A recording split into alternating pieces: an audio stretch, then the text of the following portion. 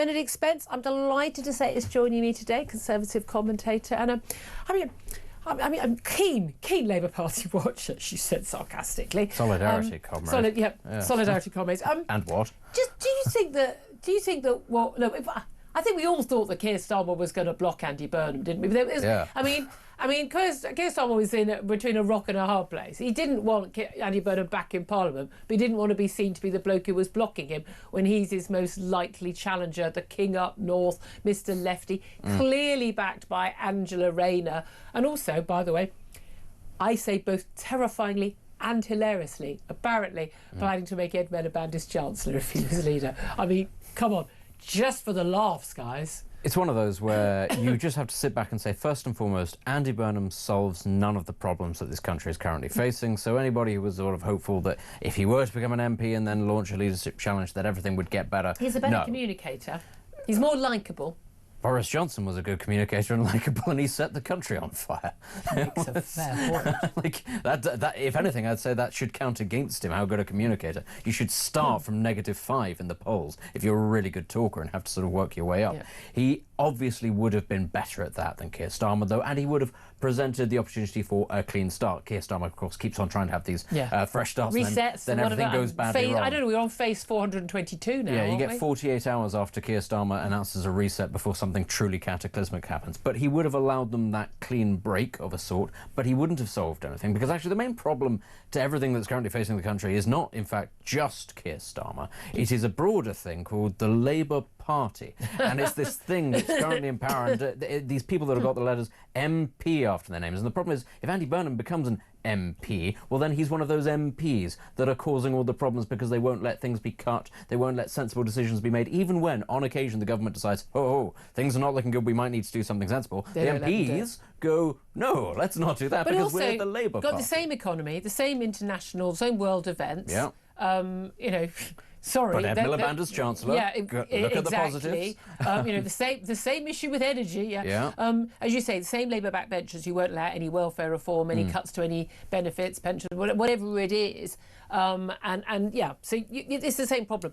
Better communicator, more left wing. Yeah. I mean, let's face it. No one knew whether Keir Starmer was left wing or right wing, because he stood on a left wing policy to be Labour leader, and then he stood on a right change. It's funny when we say right wing in regards to the Labour Party, because they're still actual socialists. Yeah, exactly. And by the way, I mean, even the Conservative Party is basically Blair. Yeah. I don't think he even knows what he thinks, but he doesn't think very much. But Andy Burnham, look, I mean, there was that argument, wasn't there, of the Labour Party, which is, I mean, and Keir Starmer has been out and about today, briefly in the country speaking. He said that Andy Burnham is doing a great job as Greater Manchester Mayor, but allowing him to run for a Westminster seat would divert our resources from Labour campaigns in May's election. This is a perfectly legitimate argument that he stood in spring 2024 for a 4-year term for the mayoralty. He's only halfway through. The mayoral election in Manchester would cost the country, would cost taxpayers more than £4 million. How these things cost that much, I don't know, but they do.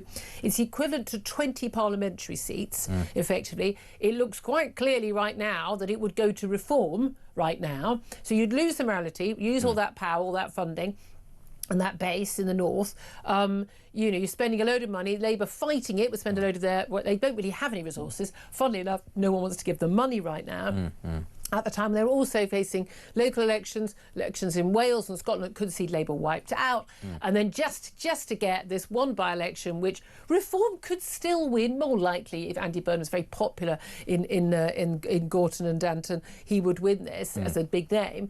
But in return for you're going to lose one seat or you're going to lose the mayoralty, it's a perfectly reasonable, rational, logical argument for both the Labour Party and Keir Starmer not to think that that's a price worth paying for Andy Burnham to be back as a backbench MP, stroke put him in the cabinet, and/or a leadership challenge. I mean, for the Labour Party more broadly, I still think that in a mayoral race, actually, broadly speaking, these roles are not as important as people think they are. No.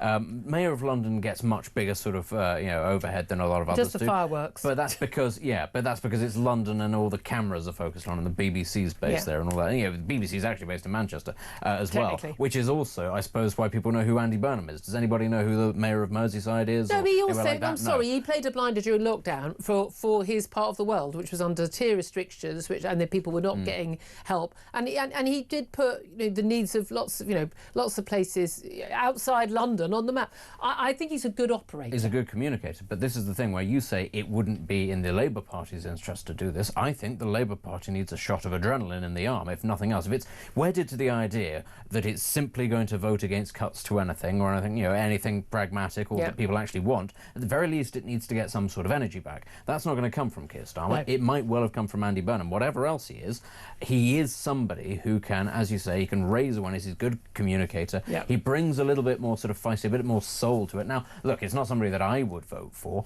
but he is somebody who does resonate a lot with those sort of left-wing Labour voters, a lot of whom, of course, are being siphoned off to the Green Party. They need to think about that as much as anything else. That's going to be a big challenge, I mean, it's interesting. I mean, Burnham could, of course, run as an independent. He would, under the Labour Party rule, he would have to stand down from that seat. That's the thing. He'd have to stand down from the mayoralty to do it. Would he be willing to do that? That would be such... I tell you what, though, that would be such a bold play, because let's say he did it and he won, which I suspect he really would. What do you do then if you're Keir Starmer? Do you not allow him back into the Labour Party? Are you actually going to sit there and be that petty? Yeah. At that point, it's such a challenge to your authority. If you're Keir Starmer, you have to let him in. You have to go sort of fair play, because otherwise everybody's looking at you and going, you've just been slapped in the face. But right now, publicly. Everyone is sort of laughing at Keir Starmer. I mean, he was on this NEC Officers Committee. Shabana Mahmood, the Home Secretary, was chairing it. She abstained. Lucy Powell, the Deputy Leader of the party, was the only member of that 10-strong committee that voted for Andy Burnham to be allowed to make this move. Starmer is looking weak. There's no doubt at all about this. Now, word is that Andy Burnham had about 100 backbench Labour MPs who were willing to back him if there were a leadership contest. He only needs 81. Wes Streeting apparently has got 200. Now, he may have support from MPs, whether it's that number or not. Good luck with you. Good luck with that. But he won't get the support from the party membership, I suspect. Does all this debacle, does this overall leave Keir Starmer weaker or stronger? It leaves him weaker, ultimately, because all that he's demonstrated now is that he didn't have the confidence in his own ability to see off Andy Burnham, to let Andy Burnham fight for that seat by himself. Ultimately, that would have been the strong thing. And of course, even though it would have been more likely Burnham would have won the by-election, there is every chance that had the Green Party put up a good candidate against him, they would have siphoned up enough votes to let Reform in as well. Because I tell you what, Reform would have seen Andy Burnham sitting in that seat and gone, we are going to throw the kitchen sink, because we're going to prove to the country, we're not just going to knock out this guy, Keir Starmer, at the next election, we're going to knock out the guy that they try to replace him with. I tell you what, though, it really would have been the comedy solution would have been, you can stand, give up the mayoralty, run for it, and then. Well, the thing is, I don't know if he'd have to give it up. It's very confusing. The Labour rules say he does, but there's no legal requirement for him to give it up. I think they would have kind of kept it on a, But then Andy Burnham losing it, because that would have been just for the laughs very amusing. I'd love to.